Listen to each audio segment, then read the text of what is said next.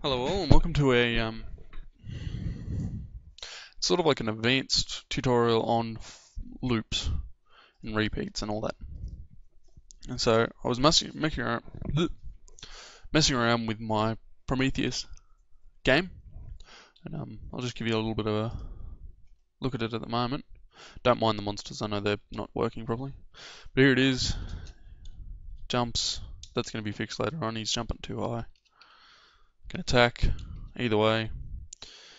But I was doing my inventory, and I went online and I tried to find one that was just simple. When you wanted to make a new game, you just new inventory spot, you just made it quick and simple. And I couldn't find any. I'll just show you that this does actually work. See, we can go here and we'll pick up an item. That's a health potion, I think. Yep. Gives him health. Mana potion. See, it goes there. You can go all the way through and jump down here, pick up that. Die. You too, you die too. And pick up all these items, and you can just use that one and that one. We'll come down here and we'll pick them up. So it does work really well. And I even made this little shop system over here. And you can, would you like to buy something? Yes. And you got those there. Money goes down, everything like that. I gotta fix it because, oh no, I have fixed that now. Yeah, you have to be within a certain distance to talk to him, and if you leave, he goes away. Oh, but just a little thing about that. I'll start it again because I wanted to show you something. With this system, automatically I can walk up to here and pick the item up. Go over here, pick the item up. And then we'll come down here and we'll pick that one up. And they're all in there, in the exact order that I picked them up. Blue, purple, blue. So I just thought I'd run you through how I did that one. So we'll come in here and we'll go into my inventory and shop settings. It's also in heads up display settings. But we'll check that out later. So this is all my inventories. And as you can see, they are completely empty except for part inventory and depth of -5, and visible is tick. So, where are the items? All these have is create event, and they've got a parent, part item. So that just tells the item ID. Now this is very important. Each item has a separate ID, just like with your big games. So that was 1, and this is item ID 2. So we'll come into parents and controllers. So we'll first go through the parent item. Okay, so all of these codes happen. I can get rid of that one. So in our step event, this is just a gravity, so I'm having it when a monster destroys it, they flower out. Oops. So that's just your 2 gravity things there. But this is the main one. Parent item. So this is a collision between them. I know this kind of looks a bit funny, but I'll try and explain it the best that I can.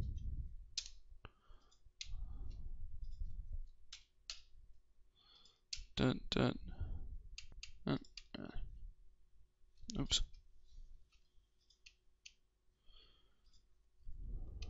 That goes in there. That goes in there. That goes there. Oh. I'll go there. That goes there. Here we have it. Okay. So what this does is it checks with the collision of player, and then if keyboard check or Z. So if the player and the item are touching and the player presses Z, then what it'll do is it'll repeat HUD.maxInventory. So I have 10 inventory items and .maxInv equals 10. I'll show you that in a minute.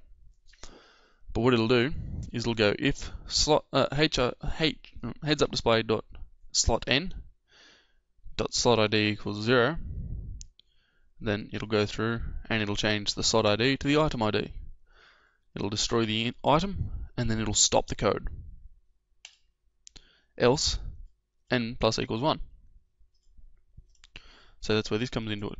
So it'll check slot 0, 1, 2, 3, until it finds an empty spot, and then it'll just go, no. Okay, we'll do that, destroy this item, we'll put the item in the inventory, and be done with it. Okay, so now you'll think, okay, that's all well and good, but what happens when the when it gets to slot 11? It'll do this.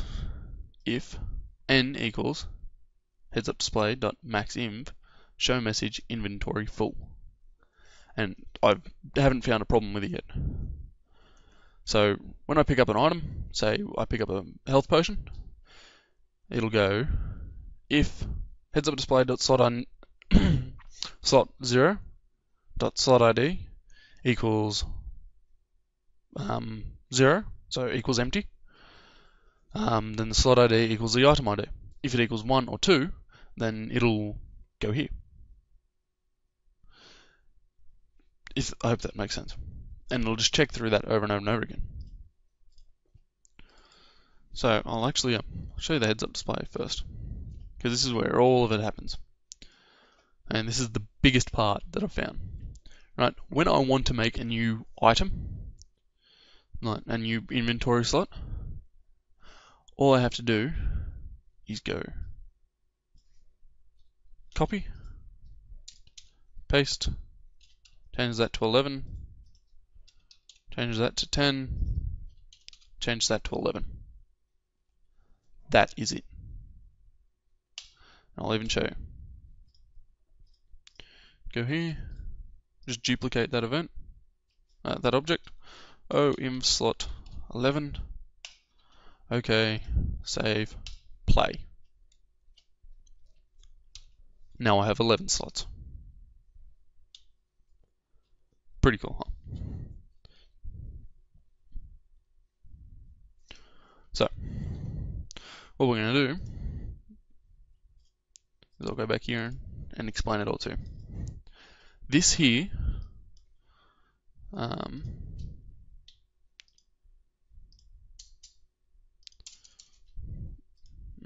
don't need you. This here is an array.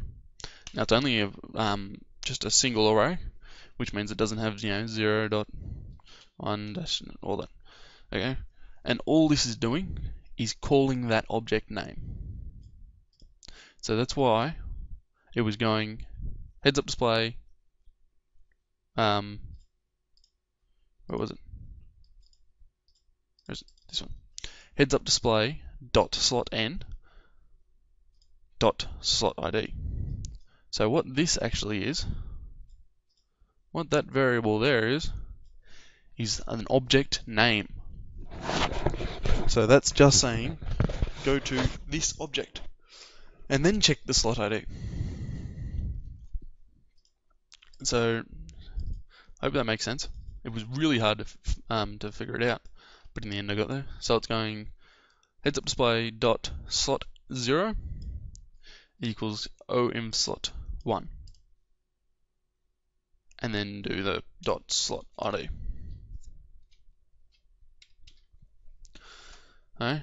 It's an easy way to call objects, and it's just easy as piss. Okay. What else do we need to know in here? Max inventory. So that's what everything was calling to when it was doing its repeats. Just like here. Inventory creation system. And this is just using I instead of N. But this is another repeat. So I equals 0. Repeat. Maxim. Instance create. In minus 50, minus 50. So outside the room where you can't see it. Slot I. So since it equals 0, it's created in that one. And then I plus equals 1. goes through and does them all, creates them all. That's how I'm able to pick up items straight away from the game without having to open up the inventory or do anything. It's automatically there, so it's just going straight to there. You just can't see it on the map. That's my mana system. That has nothing to do with this. Also, inventory equals false. That's just to say whether it's true, open or closed.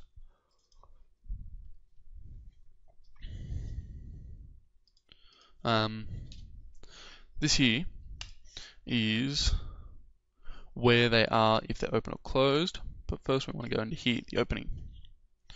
Pretty much it's just press I key. Those variables don't have to be in there. What do they? No, they don't. So when you press the I key, if inventory equals true, inventory equals false, else inventory equals true. So it's sort of like a switch. Click, click. Don't need that. This one. Okay, this is where we get to the meat of it again. Okay, this is how, if you noticed, it went, here we go. We'll do it this way. It went 1, 2, 1, 2, 3, 1, 2, 3, 1, 2. Oh no, there were 4, weren't there? Notice how it went like that for the inventory spaces. Then when I added the 11th, it went there. Well, if I added a 12th, and that's where it would go if I added the 13th. It added a complete new line, just to stop the bulking up. And I can change that to whatever I want. So if we have a look here, those are just the variables.